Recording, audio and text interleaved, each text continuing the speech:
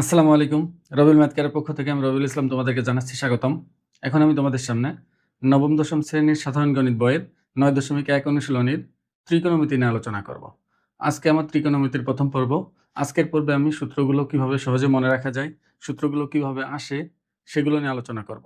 আর মনে রাখবে, ত্রিকোণমিতির সূত্র তুমি যদি বুঝে বুঝে মুখস্থ করো তাহলে খুব সহজেই মুখস্থ হবে আর অনেকদিন পর্যন্ত মনে রাখতে পারবা। আর যদি তুমি না বুঝে মুখস্থ করো তাহলে অনেক সময় লাগবে তোমার মুখস্থ করতে এবং এটা ভুলতে অনেক কম সময় লাগবে। এজন্য আমি আশা করব অবশ্যই তুমি আজকের ক্লাসটা গুরুত্ব দিয়ে দেখবে। আর মনে রাখবে, ত্রিকোণমিতির সূত্র যদি তোমার জানা না থাকে, তুমি ত্রিকোণমিতির কোনো অঙ্কই বুঝতে পারবে না এবং কোনো অঙ্ক তুমি পারবে না।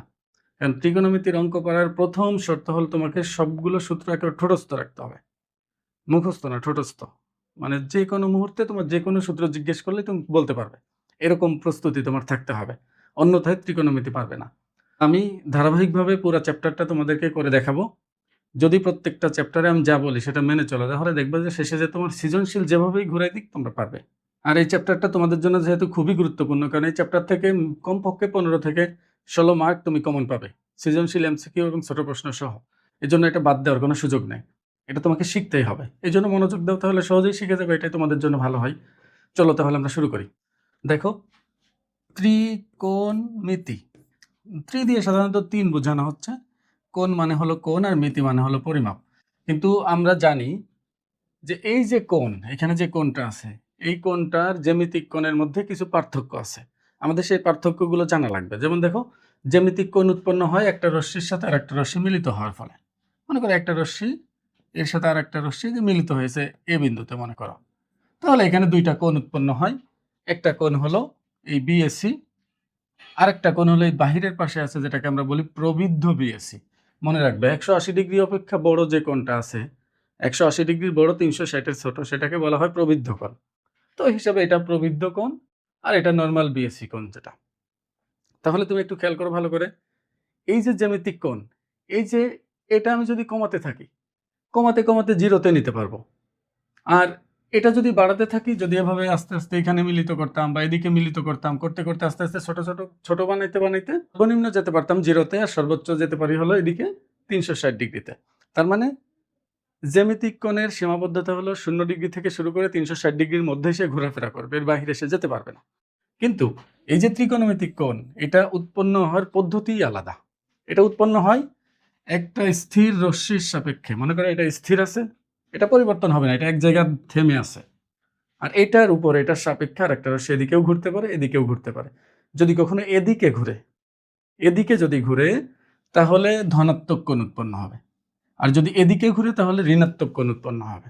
মনে করে ঘুরিয়ে এইখানে রাখলাম আমরা, তাহলে এইখানে যে কোণটা উৎপন্ন হয়েছে এটা পজিটিভ কোণ। কত ডিগ্রি সেটা আমরা জানি না, কিন্তু এটা পজিটিভ কোণ। আর যদি ঘুরিয়ে এখানে রাখি তাহলে এখানেও একটা কোণ উৎপন্ন হয়েছে, এই কোণটা হলো নেগেটিভ কোণ।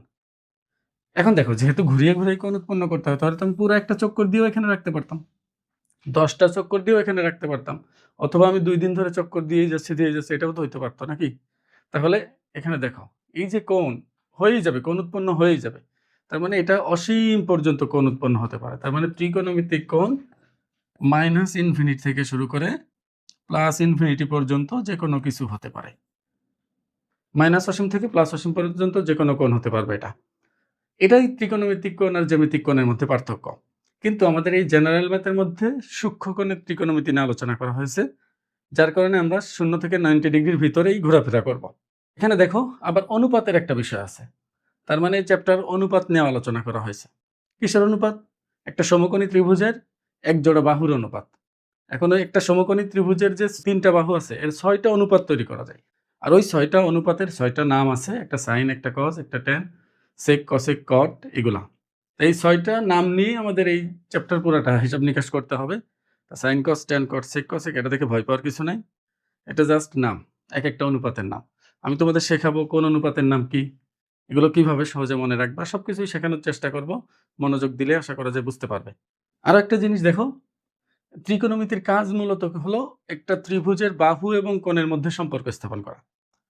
মনে করো আমরা এতদিন শিখছি কি, হয় বাহুর সাথে বাহুর সম্পর্ক, অথবা কোণের সাথে কোণের সম্পর্ক। কিন্তু কোন ত্রিভুজের বাহু এবং কোণের মধ্যে সম্পর্ক কিন্তু আমরা এর আগে শিখিনি। এই ত্রিকোণমিতিতে আমরা এটা শিখব। বাহু এবং কোণের মধ্যে সম্পর্ক স্থাপন করবে হলো ত্রিকোণমিতি। ত্রিকোণমিতিতে অনেক ব্যবহার আছে, অনেক কাজ আছে। তোমরা আস্তে, আস্তে সবই শিখতে পারবে। আমরা ১ম এ আগে পরিচয়গুলো জানি।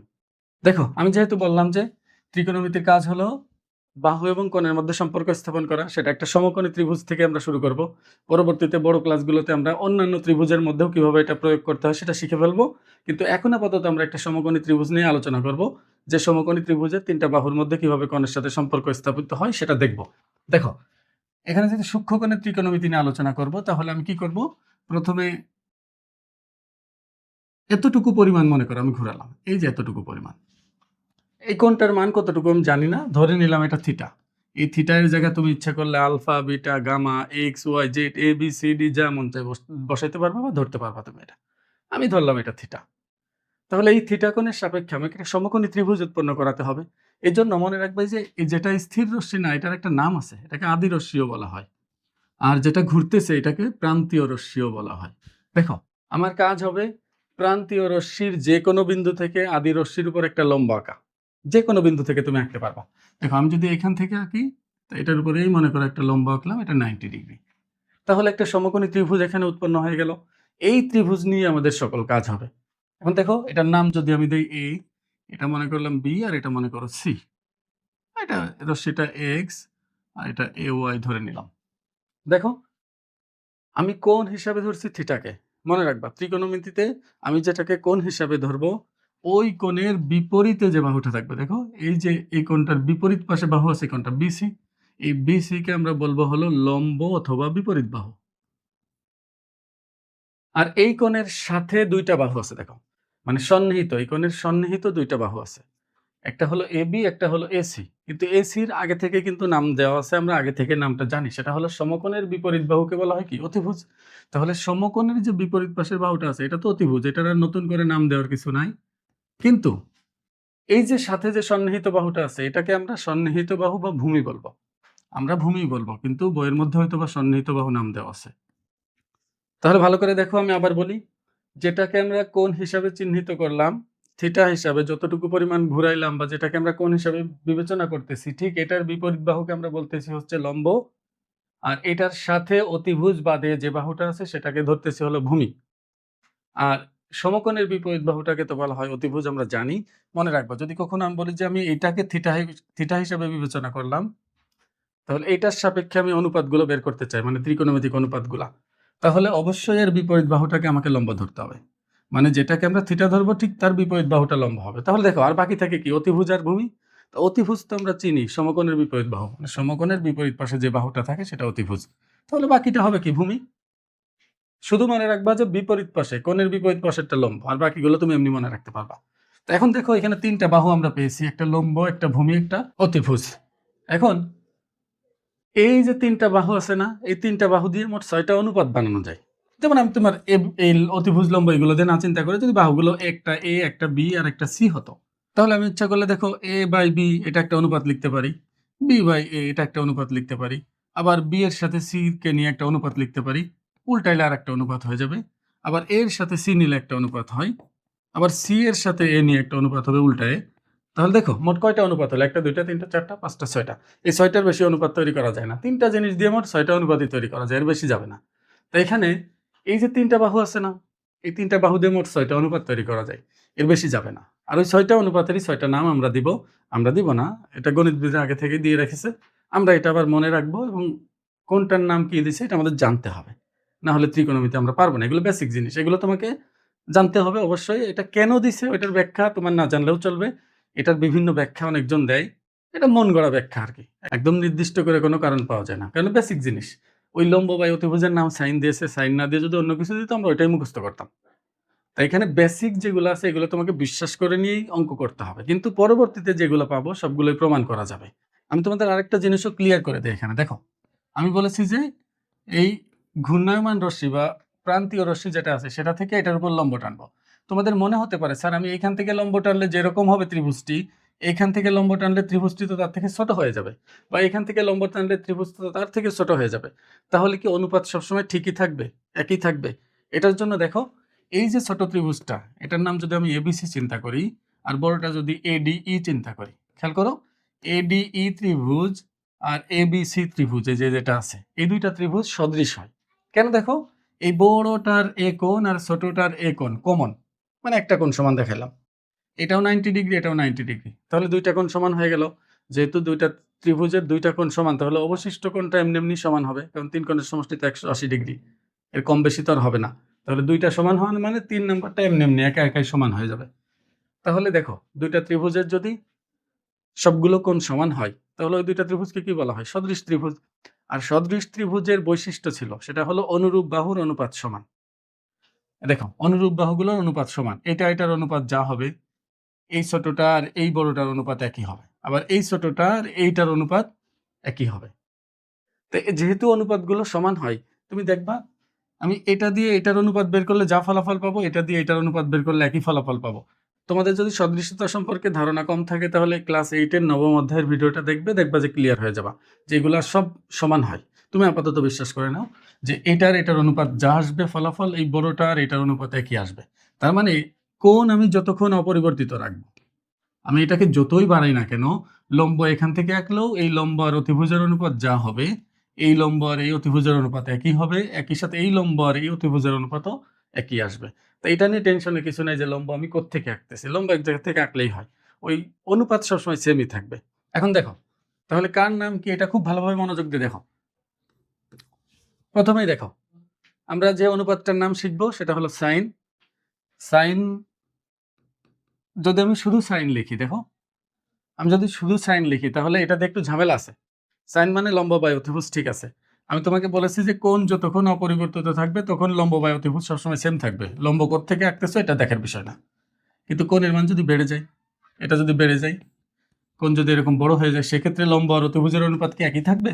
এই লম্ব আর এই অতিভুজের অনুপাত যা, এটার অনুপাত কি তাই হবে? না, এটা কিন্তু পরিবর্তন হয়ে যাবে। এর জন্য মনে রাখবা যতক্ষণ কোণ এক থাকবে ততক্ষণ কথা সত্য, কিন্তু কোণের মান বাড়লেই অনুপাত পরিবর্তন হয়ে যাবে। তাহলে আমি সাইন দিয়ে বোঝাচ্ছি হচ্ছে লম্ব বাই অতিভুজ। তা কোন কোণের জন্য সাইন, এটা যদি আমি না বুঝাই তাহলে তো তুমি ঠিকভাবে সবকিছু প্রকাশ করতে পারবা না। মানে জিনিসটা এরকম, আমি যদি তোমাকে বলি এটা প্লাস, হ্যাঁ তুমি বুঝছো যে এটা প্লাস, ঠিক আছে, কিন্তু এখন কোনো কাজে আসবে না এটা, কারণ এটা তখনই কাজ করবে যখন এখানে দুইটা সংখ্যা তুমি দিবা। যে এখন আমি বুঝছি ৩ আর ২ যোগ করে ৫ দিতে হবে, তখন এই প্লাসটা কাজে আসছে। কিন্তু পাশে ৩ আর ২ না থাকলে প্লাসটা কোনো কাজে আসে না। তা ঠিক একইভাবে সাইন একা কোনো কাজ করবে না, এর সাথে একটা কোণ দিতে হবে, তাহলে তুমি বুঝতে পারবা যে এর কাজটা আসলে কি, এটার ফলাফল কেমন আসবে। তা ওই কোণটা যেহেতু আমাদের অজানা, এই জন্য থিটা দিয়ে রাখলাম। দেখো বিষয়টা এমন, আমি যদি তোমাকে সাইন ৩০ ডিগ্রি বলি, তার মানে তুমি বুঝে নেবা যে আচ্ছা আমি ৩০ ডিগ্রি একটা কোণ উৎপন্ন করব, আর ওই ৩০ ডিগ্রি কোণের জন্য যে কোনো একটা লম্ব আমাকে আঁকতে হবে। যে কোনো জায়গায় একটা লম্ব আঁকতে হবে, তারপর একটা সমকোণী ত্রিভুজ উৎপন্ন হবে, সেটা নিয়ে কাজ করব। দেখবো যে পরবর্তীতে আমরা এই রশ্মি আর দিব না, সরাসরি সমকোণী ত্রিভুজ আঁকবো, ওইটা নিয়ে কাজ করব। তা এই ক্ষেত্রে আমি লম্ব আর অতিভুজের একটা মান আমি বের করতে পারবো। তার মানে মনে রাখবা সাইন একা কিছুই না, সাথে একটা কোণ দিতে হয়, কোণ দিলে তারপর সেটা কাজ করবে। তো এখন খেয়াল করো ভালো করে, এই যে সাইন আর থিটা, এটা কি গুণ আকারে? না। মনে রাখবা যে সাইন আর ৩০ ডিগ্রি এটা কিন্তু গুণ আকারে না। এটা দিয়ে কি বোঝায়? ৩০ ডিগ্রি কোণের জন্য লম্ব বাই অতিভুজের অনুপাত, বা ৩০ ডিগ্রি কোণের জন্য সাইন, বা ৩০ ডিগ্রি কোণের জন্য সাইন, বা থিটা কোণের জন্য সাইন, এটা।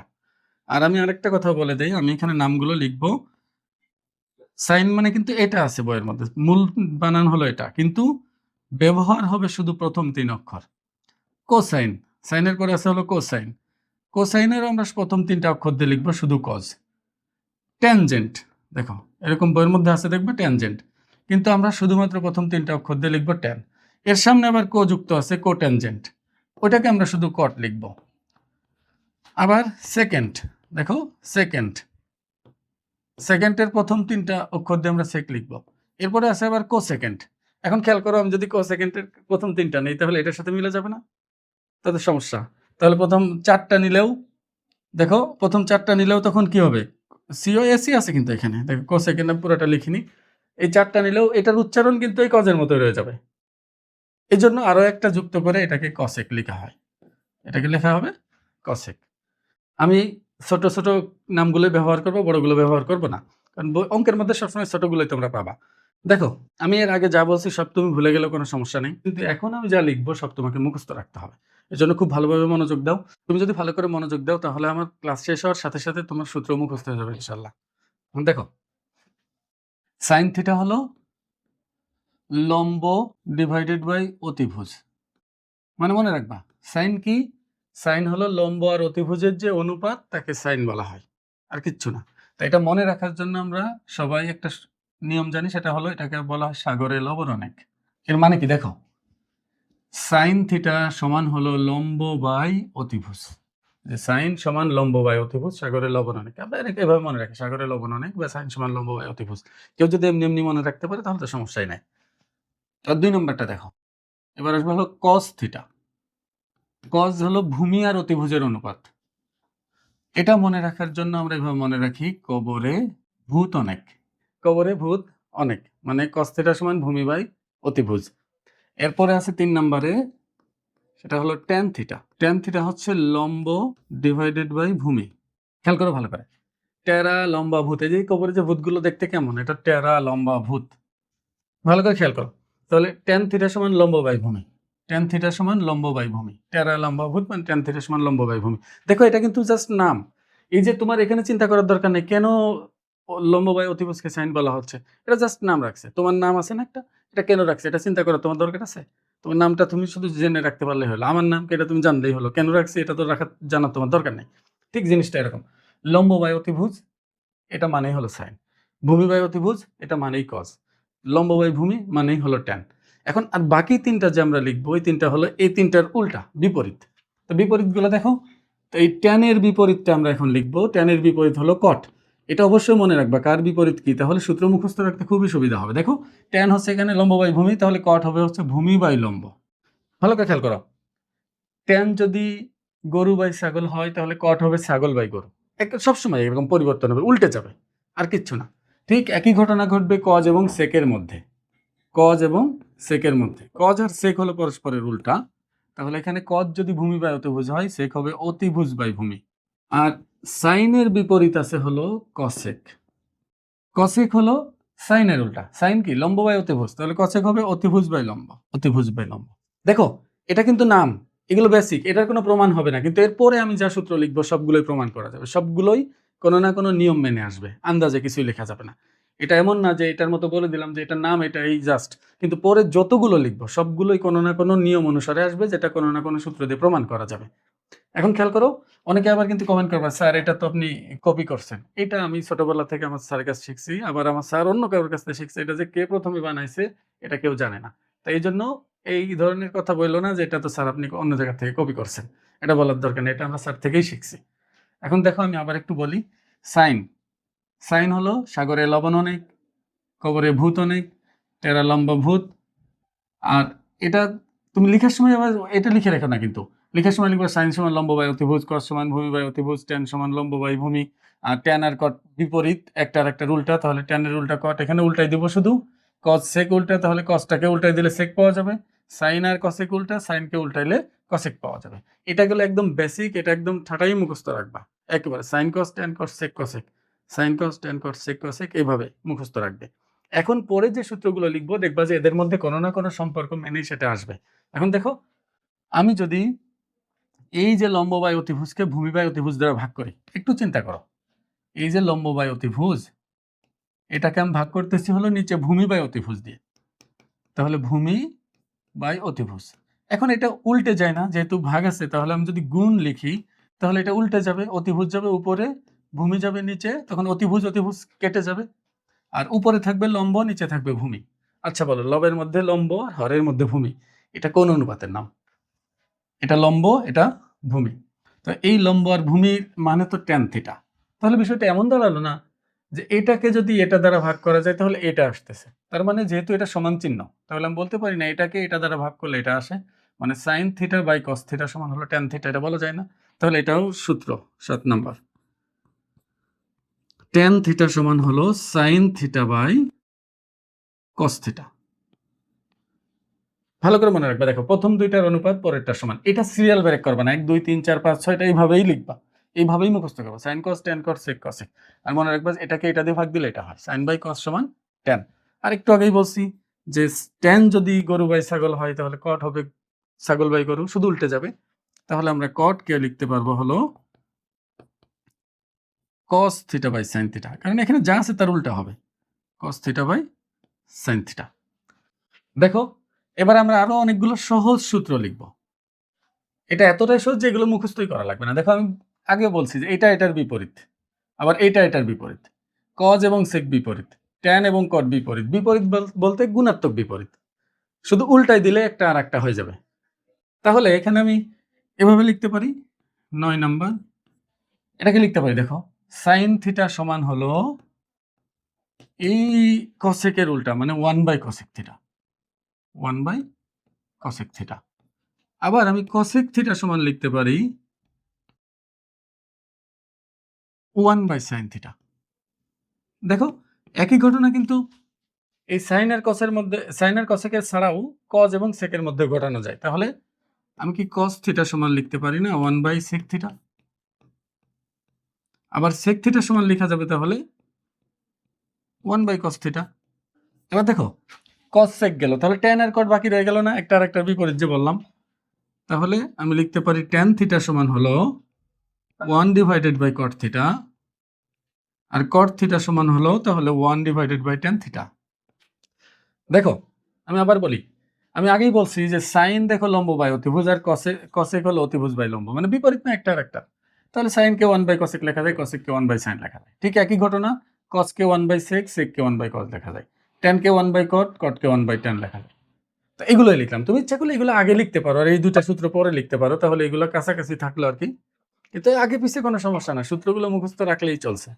এখন দেখো, এটা তো একটা সমকোণী ত্রিভুজ। দেখো, ত্রিকোণমিতিটা আসতেছে তো একটা সমকোণী ত্রিভুজ থেকে। তো এই সমকোণী ত্রিভুজে কি আমি পিথাগোরাসের উপপাদ্য ব্যবহার করতে পারি না? একটু ভালো করে খেয়াল করো। আমি লিখতে পারি লম্ব স্কোয়ার প্লাস ভূমি স্কোয়ার সমান হলো অতিভুজের স্কোয়ার। এটা বলা যায় কিনা দেখো, লম্ব স্কোয়ার প্লাস ভূমি স্কোয়ার সমান হলো অতিভুজের স্কোয়ার পিথাগোরাসের উপপাদ্য অনুসারে। এখন আমার ইচ্ছা এটাকে আমি ত্রিকোণমিতিক অনুপাতে রূপান্তর করব। তাহলে আমি সবাইকে ইচ্ছা করলে অতিভুজ স্কোয়ার দিয়ে ভাগ করতে পারি, সবাইকে ইচ্ছা করলে ভূমি স্কোয়ার দিয়ে ভাগ করতে পারি, সবাইকে ইচ্ছা করলে লম্ব স্কোয়ার দিয়ে ভাগ করতে পারি। আমি যদি সবাইকে অতিভুজের স্কোয়ার দিয়ে ভাগ করি তাহলে বিষয়টা কি দাঁড়াচ্ছে দেখো, এখানে অতিভুজের স্কোয়ার ভাগ হবে, প্রত্যেকটা পদকে অতিভুজের স্কোয়ার দিয়ে ভাগ করতে হবে। তাহলে লম্বর স্কোয়ারের নিচে একটা অতিভুজের স্কোয়ার যাবে, ভূমি স্কোয়ারের নিচে একটা অতিভুজের স্কোয়ার যাবে, আবার অতিভুজের স্কোয়ারের নিচে একটা অতিভুজের স্কোয়ার যাবে। দেখো, প্রত্যেকটা পদকে অতিভুজের স্কোয়ার দিয়ে ভাগ করতে হবে। এখানে এটা কেটে 1 হয়ে যাবে, আর এটাকে আমি ইচ্ছে করলে লিখতে পারি লম্ব বাই অতিভুজ তার হোল স্কোয়ার, আর এখানে লিখতে পারি ভূমি বাই অতিভুজ তার হোল স্কোয়ার সমান কত? 1। এখন একটু ভালো করে খেয়াল করতে, লম্ব বাই অতিভুজ মানে কি? লম্ব বাই অতিভুজ মানে কি সাইন না? তাহলে এখানে আমি কি সাইন বসাইতে পারি না, সাইন থিটা তার হোল স্কোয়ার। আর এই যে ভূমি বাই অতিভুজ, খেয়াল করো, ভূমি বাই অতিভুজ এটা মানে কি কজ না?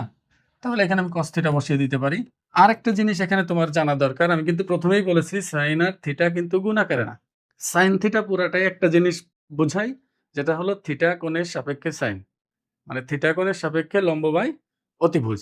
তা ওই হিসাবে আমি যদি বর্গ করি তাহলে দুইটার উপর বর্গ যাওয়ার কোনো সুযোগ নেই। যেমন দেখো, এ বি যদি আমরা বর্গ করি তাহলে এ স্কোয়ার বি স্কোয়ার লিখি, কারণ এ আর বি গুণ আকারে, কিন্তু এখানে তো আর এই দুইটা গুণ আকারে না যে আমি দুইটার উপর আলাদা দিব, তখন স্কোয়ার একটাই লাগবে। তো সেই স্কোয়ারটা আমি কখনোই কোণের উপর দিতে পারবো না, সেটা দিতে হবে হলো সাইনের এইখানে, আর এটাও কজের এইখানে দিতে হবে। কোণের উপর যদি আমরা স্কোয়ার দেই, সমস্যা হলো আমি যদি 30 ডিগ্রি কোণের জন্য মানটা বের করতে চাই তাহলে স্কোয়ার দেওয়ার কারণে সেটা 900 ডিগ্রি হয়ে যাবে, কিন্তু চেঞ্জ হয়ে যাবে ফলাফলটা। এর জন্য মনে রাখবা, ত্রিকোণমিতিতে কোণের উপর এভাবে স্কোয়ার দেওয়া হয় না, হোল স্কোয়ার দিলে সেটা ওই সাইন বা কজের উপর আলাদা করে চলে যায়। এটা মনে রাখতে হবে তোমাকে। তাহলে এটা আমরা একটা অনেক গুরুত্বপূর্ণ সূত্র পেয়ে গেছি, সেটা হলো সাইনের স্কোয়ার প্লাস কজের স্কোয়ার সমান হলো 1। দেখো, এটা কিন্তু খুবই সহজ। এই লম্ব স্কোয়ার প্লাস ভূমি স্কোয়ার সমান অতিভুজের স্কোয়ার, সবাইকে অতিভুজের স্কোয়ার দিয়ে ভাগ করলাম, ভাগ করলে এখানে এক একটা অনুপাত চলে আসলো, আর ওই পাশে 1 চলে আসলো, এটা একটা সূত্র হয়ে গেল। তাহলে এখানে আমি লিখতে পারি, কয় নাম্বার পর্যন্ত লিখেছি? 11। এটা হলে তাহলে 12, এটাকে লেখা যায় সাইনের স্কোয়ার প্লাস কজের স্কোয়ার সমান হলো 1। আচ্ছা, খেয়াল করো তো, এবার আমি কজ স্কোয়ারকে বামে ডানে নিলে একটা সূত্র হবে, আবার সাইন স্কোয়ারকে ডানে নিয়ে গেলে আর একটা সূত্র হবে। তাহলে এখানে আমরা এটা লিখতে পারি যে সাইন স্কোয়ার সমান হলো 1 মাইনাস কজ স্কোয়ার। আবার আমরা লিখতে পারি কজ স্কোয়ার থিটা সমান হলো 1 মাইনাস সাইন স্কোয়ার থিটা। খেয়াল করো ভালো করে, এটা যদি আমরা মনে রাখতে পারি তাহলে এই দুইটা এমনি এমনি বানাই নিতে পারবো। এটা সমস্যা না। আমি যদি এই যে লম্ব স্কোয়ার প্লাস ভূমি স্কোয়ার সমান অতিভুজের স্কোয়ার, এটাকে অতিভুজের স্কোয়ার দিয়ে ভাগ না করে অন্য কিছু দিয়ে ভাগ করি, মনে করো আমি এই ভূমি স্কোয়ার দিয়ে ভাগ করলাম, ভূমি স্কোয়ার দিয়ে। তো ভূমি স্কোয়ার দিয়ে ভাগ করতে গেলে এখানে আসবে ভূমি, এখানেও আসবে ভূমির স্কোয়ার, এখানেও আসবে ভূমির স্কোয়ার। তাহলে এই ভূমি স্কোয়ার কাটা যাবে। দেখো তো লম্ব আর ভূমি মানে কি হবে? লম্ব বাই ভূমি মানে এই লম্ব বাই ভূমি মানে হলো ট্যান এসে পড়বে, তখন তখন এখানে আসবে হলো ট্যান স্কোয়ার থিটা প্লাস 1 আসবে। আর এখানে দেখো অতিভুজ বাই ভূমি, অতিভুজ বাই ভূমি, অতিভুজ বাই ভূমি হলো সেক থিটা। তাহলে এখানে আসবে হলো সেক স্কোয়ার থিটা। যেহেতু স্কোয়ার আছে, এই যে হোল স্কোয়ার আসবে, তাহলে তো স্কোয়ার থাকবেই। তাহলে দেখো এখানে আরেকটা সূত্র পেয়ে গেছি, সেক স্কোয়ার থিটা সমান হলো 1 প্লাস ট্যান স্কোয়ার থিটা, যেটাকে আমরা ট্যানকে ডানে নিয়ে সুন্দর করে লিখতে পারি sec square theta minus tan square theta সমান হলো 1। তাহলে এটা আমরা লিখতে পারবো sec square theta minus tan square theta সমান হলো 1। এবার ডানে বামে নিয়ে আবার সেক স্কোয়ার থিটা সমান হলো 1 প্লাস ট্যান স্কোয়ার থিটা। আর দেখো ট্যান স্কোয়ারকে যদি একপাশে রাখতে চাই, যে কোনো একপাশে ট্যান স্কোয়ারকে একপাশে রাখলাম, তাহলে 1কে যদি এই সাইডে নিয়ে আসি, তাহলে ট্যান স্কোয়ার সমান সেক স্কোয়ার মাইনাস 1 হয়ে যাবে না? তাহলে আমি লিখতে পারি ট্যান স্কোয়ার থিটা সমান হলো সেক স্কোয়ার থিটা মাইনাস 1। দেখো আমি যেগুলো নাম্বারিং করতেছি এগুলো শুধু মুখস্থ করো, বাকিগুলো তুমি বের করে নিতে পারো। এটা তোমার জানা থাকলে এটা যে ডানে বামে নিলে এগুলো হবে, এগুলো এমনিতেই বোঝা যায়, এগুলো তোমার মুখস্থ করা লাগবে না। এবার সর্বশেষ যেটা আছে সেটা হলো দেখো সাইন স্কোয়ার কজ স্কোয়ার দিয়ে একটা সূত্র আসছে, সেক স্কোয়ার ট্যান স্কোয়ার দিয়ে একটা সূত্র আছে, আর বাকি থাকে কি কসেক স্কোয়ার কট স্কোয়ার। তাহলে cosec square minus cot square দিয়ে একটা সূত্র আসবে। ওটা আসবে কিভাবে? আমি যদি ভূমি স্কোয়ার দিয়ে ভাগ না করে লম্ব স্কোয়ার দিয়ে ভাগ করি, দেখো ভালো করে এখানে খেয়াল করে, এই যে এটার নিচে লম্ব আছে আর এখানে লম্ব আছে, লম্ব আছে এখানে কট আর এখানে লম্ব আছে নিচে কার কসেকের। তাহলে cosec square minus cot square তখন 1 হয়ে যাবে এখানে।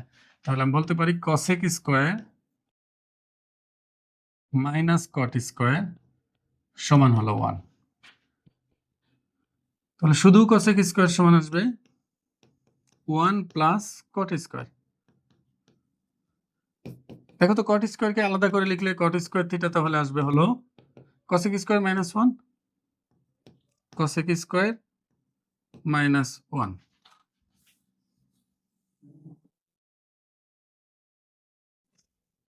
এবার খেয়াল করো ভালো করে, এখানে একটু মনোযোগ দিও। অনেকে আছে এই তিনটা সূত্র মনে রাখতে পারে না। আমি তোমাদের বলি, দেখো এই যে দেখো এটার হরের মধ্যে অতিভুজ আছে, এখানে অতিভুজ আছে, আমরা কিন্তু এটা ছাড়াই মুখস্থ করতে বলছি। একেবারে কোনো ডানে বামে না দেখে একেবারে চোখ বন্ধ করে মুখস্থ করবে এই ছয়টা, এই ছয়টা sine cos tan cos sec cosec, sine মানে কি কজ মানে কি, এগুলো তোমার একেবারে খুব ভালোভাবে মুখস্থ থাকতে হবে। তো দেখো এখানে লম্ব বাই অতিভুজ, এটা ভূমি বাই অতিভুজ। আমি যদি বর্গ করে যোগ করি দুইটা, তাহলে উপরে লম্ব স্কোয়ার প্লাস ভূমি স্কোয়ার, আর লম্ব স্কোয়ার প্লাস ভূমি স্কোয়ার মানে হচ্ছে অতিভুজের স্কোয়ার পিথাগোরাসের উপপাদ্য অনুসারে, তখন নিচেরটার উপরটা কেটে গেলে তখন 1 হবে। এই জন্য আমরা বলি sine square plus cos square হচ্ছে 1, sine square plus cos square 1। আর এই দুইটা তো আমরা ডানে বামে নিয়ে পেয়েছি আর কি, একটাকে এই পাশে নিলেই আর একটা সূত্র পাওয়া যায় আর কি। আর একটা দেখো এই যে কো আছে, দেখো যে দুইটার মধ্যে কো আছে, এখানে দেখো ভালো করে যে কো আছে, এটার মধ্যে দেখো কট আর কসেক দুইটার মধ্যে শুরুতে কো আছে না, এই দুইটা দিয়ে সূত্র হবে। এবং কার থেকে কাকে বিয়োগ করলে সূত্র হবে 1 হবে, এটাও বোঝা যায়। দেখো এখানে অতিভুজ বড় নাকি ভূমি বড়, তুমি বলো। অবশ্যই অতিভুজ বড়, তাহলে অতিভুজের স্কোয়ার মাইনাস ভূমি স্কোয়ার সমান লম্ব স্কোয়ার আসবে, আর ওই নিচের লম্ব স্কোয়ার আর উপরের লম্ব স্কোয়ার কেটে যাবে তখন। তাহলে দেখো কো যুক্ত দুইটা দিয়ে একটা সূত্র হলো, তাহলে বাকি থাকে দুইটাই, একটা হলো ট্যান এবং একটা সেক। তাহলে ভালো করে মনে রেখো, সাইনের আর কজের স্কোয়ার দিলে 1 হবে, কারণ হরের মধ্যে অতিভুজ বড় আছে, তাহলে এদের বর্গের যোগফল 1। আর কো যুক্ত যে দুইটা আছে এই দুইটার বর্গের বিয়োগফল 1, তার মধ্যে কসেক বড় কারণ অতিভুজ বড় হবে, তাহলে এটার স্কোয়ার মাইনাস এটার স্কোয়ার 1 হবে। তাহলে বাকি থাকে আর দুইটা সেক এবং ট্যান, তাহলে এটা sec square minus tan square সমান 1 হবে। কারণ যেহেতু cosec square minus cot square সমান 1, তাহলে অবশ্যই সেক স্কোয়ার মাইনাস ট্যান স্কোয়ারই 1 হবে। এটা মনে রাখা যায় কৌশলে। আর এগুলো তো তোমার এমনিতেই তোমার মনে থাকবে, এটা এটার বিপরীত বলছিলাম, এটা এটার বিপরীত বলছিলাম, তাহলে সাইন সমান 1 বাই কসেক, কসেক সমান 1 বাই সাইন, আবার কস সমান 1 বাই সেক, সেক সমান 1 বাই কস, ট্যান সমান 1 বাই কট, কট সমান 1 বাই ট্যান। আর এই যে লম্ব বাই অতিভুজকে ভূমি বাই অতিভুজ দ্বারা ভাগ দিলে লম্ব বাই ভূমি হয় যেহেতু, তাহলে সাইন ডিভাইডেড বাই কস সমান কি হবে? ট্যান হবে, এটা বলা যাবে। তো এটা কিন্তু মনে রাখার কোনো সমস্যা না, তুমি একটু মনোযোগ সহকারে পড়লেই কিছুক্ষণ মুখস্থ হয়ে যাবে। আর এটা যদি মুখস্থ না হয় তাহলে কোনোভাবেই পরের পর্ব দেখবে না, এটা পুরোপুরি মুখস্থ করার পর তারপর পরের পর্বটা দেখবে, তাহলে তোমার কাছে সহজ হবে, অন্যথায় কিন্তু তোমার কাছে খুবই কঠিন রয়ে যাবে এটা। এজন্য অবশ্যই আগে সূত্র যে কোনো উপায়ে মুখস্থ করতে হবে তোমাকে। আমি আশা করবো বুঝতে পেরেছো। আসসালামু আলাইকুম।